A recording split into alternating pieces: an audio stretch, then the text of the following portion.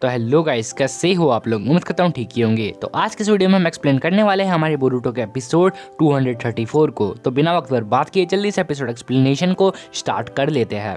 तो एपिसोड की स्टार्टिंग में हम देखते हैं उसी आदमी को जो कि काफी तगड़ी स्पीच दे रहा था और वो काफी ज्यादा घबराया हुआ होता है। वो कहता है उसके अंदर मेरा बेटा है, मुझे वहाँ जाने दो।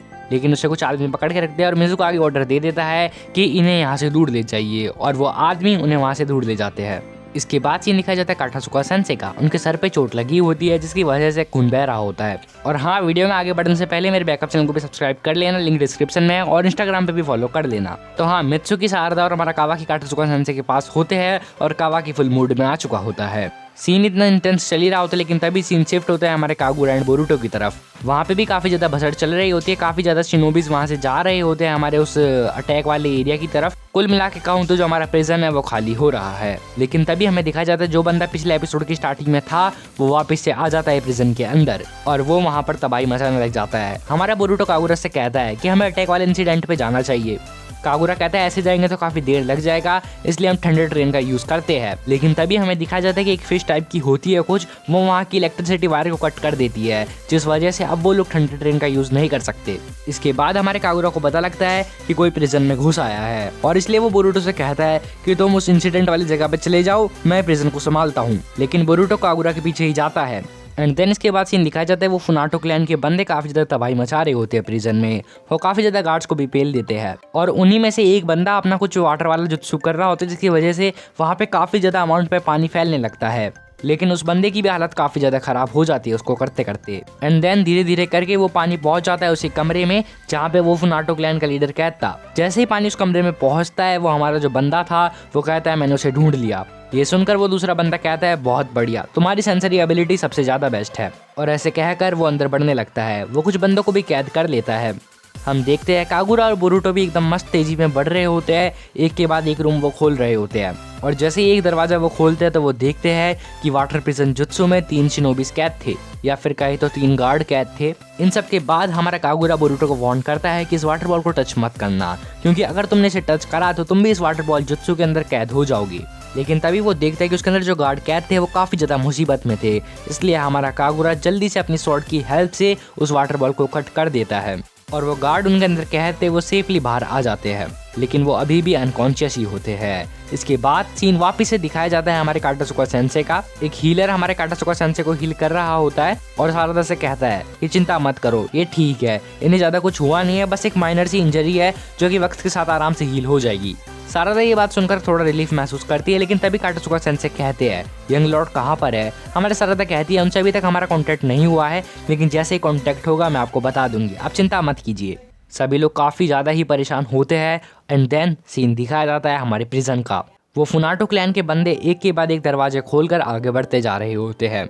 हेबी इचिको वगैरह भी इन चीज को सेंस कर लेते हैं और कहते हैं कि यहाँ पर अब कुछ खतरनाक होने वाला है। एंड देन इसके बाद सीन दिखाया जाता है हमारे उस कमरे का जहाँ पे वो फुनाटो क्लैन का लीडर कैद था। हम देखते हैं वहाँ पे 2 गार्ड होते हैं, जिनमें से एक गार्ड को अजीब अजीब सी आवाजें सुनाई दे रही होती है, लेकिन वही दूसरा गार्ड कहता है मुझे कुछ सुनाई नहीं दे रहा। लेकिन वो जो बंदा था जिसे कुछ सुनाई दे रहा था वो पूरा 100% श्योर था कि उसे कुछ ना कुछ तो सुनाई दे ही रहा है। एंड देन हमें पता लगता है कि जो फुनाटो क्लैन का बंदा था उसकी वो मछली थी वो वहाँ पर होती है।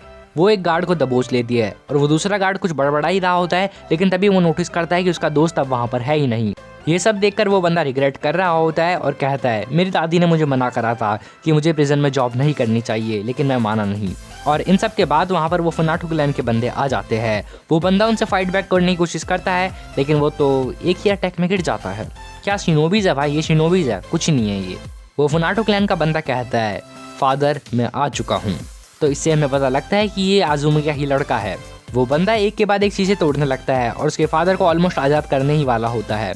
और आपको क्या लगा यहाँ पे बोरूटो और कागुरा आ जाएंगे? नहीं, वो उसको आजाद कर लेता है। डैम भाई। वो फुनाटो क्लैन का बंदा जैसे आरुमी को आजाद कर देता है, उसका चेला उससे कहता है कि मैं पानी लेके आता हूँ। लेकिन तभी वो फुनाटो क्लैन का बंदा प्रिजन गार्ड की तरफ देख के कहता है क्या तुम्हें नहीं पता एक इंसान की बॉडी 60% वाटर से ही बनी होती है। और ऐसा कहकर वो उस बंदे का सारा मॉइस्चर उसके बाप के अंदर अब्सॉर्ब करवा देता है। उसका बाप जैसे ही मॉइस्चर अब्सॉर्ब करता है उसकी बॉडी वापस से हट्टी कट्टी हो जाती है।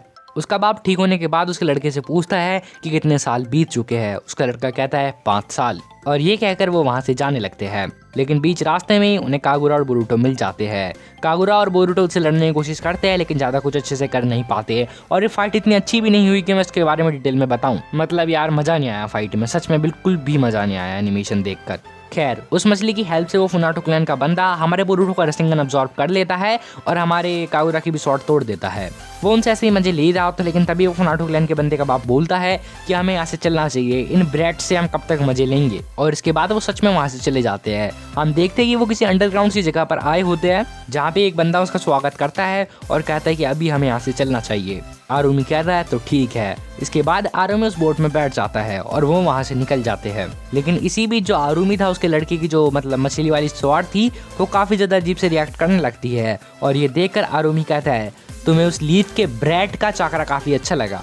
खैर, इन सब के बाद सीन दिखाया जाता है प्रिजन का। हमारा बोरुटो कहता है कि उन्होंने हमारी बिल्कुल भी इज्जत नहीं करी, उन्होंने हमें ऐसे ही नजरअंदाज कर दिया। कागुरा अपनी स्वॉर्ड को देखकर कहता है कि हम कुछ कर भी नहीं सकते थे। और इन सब के बाद सीन दिखाया जाता है सारदा मित्सुकी वाली जगह पर। वहाँ पे हमारा बोरुटो आता है, जिसे देखकर सारदा कहते हैं क्या तुम ठीक हो। हमारा बोरुटो कहता है हाँ, हमारे साथ कागुरा भी है। बोरुटो काटासुका सेंसे के बारे में पूछता है। सारदा उसे बताती है कि वो अब थोड़ा ठीक है, लेकिन उन्हें एक माइनर सी चोट आई है जो कि वक्त के साथ ठीक हो जाएगी। ये सुन के हमारे बोरुटो को थोड़ा रिलीफ महसूस होता है। एंड देन इसके बाद सीन दिखाया जाता है एक आइलैंड का, जहाँ पे हमारी एक बोट आती है जिसमें वही पायरेट्स भरे हुए थे फुनाटो क्लैन के, और वो उस आइलैंड पर खड़े लोगों को मारने पीटने लगते हैं। मतलब भाई जिस तरीके से यहाँ पे लोग खड़े थे ना, ये पिटने के लिए ही खड़े थे। घरों में रहो यार, यहाँ पे समुद्र के किनारे क्या कर रहे हो इतने सारे लोग। खैर, इन सब के बाद हमें दिखा जाता है 2 शिनोबिस को जो कि एक शिप पे बैठे होते हैं, और वो कहते हैं कि फुनाटो क्लैन के बंदे यहाँ के आसपास के आइलैंड को कैप्चर करने लग गए हैं। दूसरा बंदा कहता है हमें जल्दी कुछ करना पड़ेगा, लेकिन तभी वो नोटिस करता है एक काफ़ी ज़्यादा बड़ी शिप को, जिसके अंदर एक एनर्जी बीम लोड होती है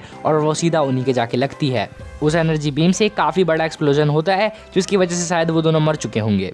इसके बाद सीन दिखाया जाता है हमारे मिजुकागे ऑफिस का, जहाँ पे 2 शिनोबिस मिजुकागे को सारी की सारी रिपोर्ट दे रहे होते हैं। वो जितनी भी चीजें हुई वो सब बताते हैं, और ये भी बताते हैं कि अभी तक हमें कुछ चीजें ऐसी पता लगी है जिसकी वजह से ये सब प्रूफ हो रहा है कि ये सब में गवर्नर का हाथ है, और वो फुनाटो क्लैन को हेल्प कर रहा था इन सब चीज़ों को हाइड करने में। मिजुकागे कहता है अभी तो हम कुछ कर नहीं सकते हैं, लेकिन जो भी हो अपना पूरा बेस्ट करना है हमें। और वो उनसे कहता है कि जल्दी से विलेज की सिक्योरिटी पूरी हाई कर दो। एंड देन इसके बाद से दिखाया जाता है बोरुटो वाली जगह का। वहाँ पे बोरुटो मित्सुकी वगैरह बात कर रहे होते हैं कि जिस आइलैंड पे वो लोग अब जा रहे हैं वहाँ पे तो हमारी टीम 5 भी है, और वहाँ पे कोनोहा के रिसर्चर्स भी है।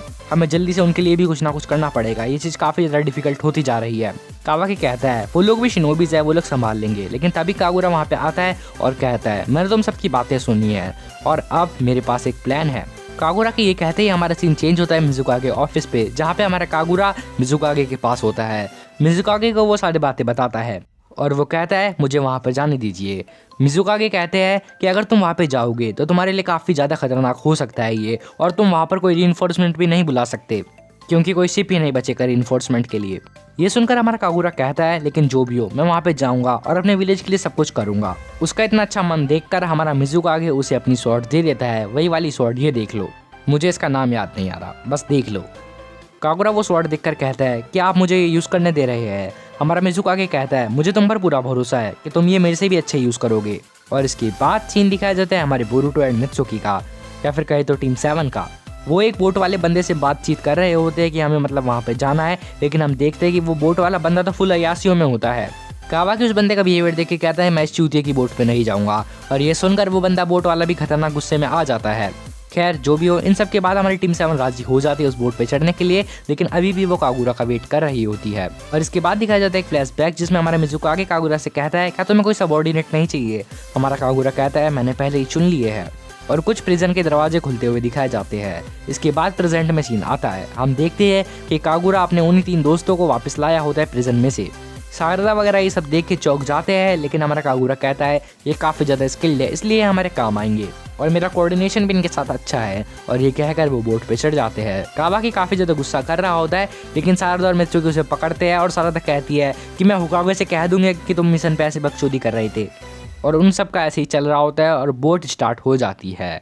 इसके बाद यहीं पे हमारा एपिसोड ख़त्म होता है। तो आप मुझे कमेंट करके बताओ यार कि आपको कैसा लग रहा है, क्योंकि मुझे तो ज़्यादा खास नहीं लग रहा, क्योंकि यार एनिमेशन थोड़े सही नहीं थे, लेकिन आप तो एक्सप्लेनेशन में देख रहे हो इसलिए एनिमेशन का क्या करोगे। मतलब स्टोरीज की सही है तो आप इसे देख सकते हो। तो हाँ, यही था आज का वीडियो। नीचे डिस्क्रिप्शन में दे रखा है हमने हमारे बैकअप चैनल का लिंक और इंस्टाग्राम का भी, जाके फॉलो कर लो, चैनल को सब्सक्राइब भी कर दो। तो okay guys, that's all for today. मिलते हैं किसी और वीडियो में, तब तक के लिए सायोनारा।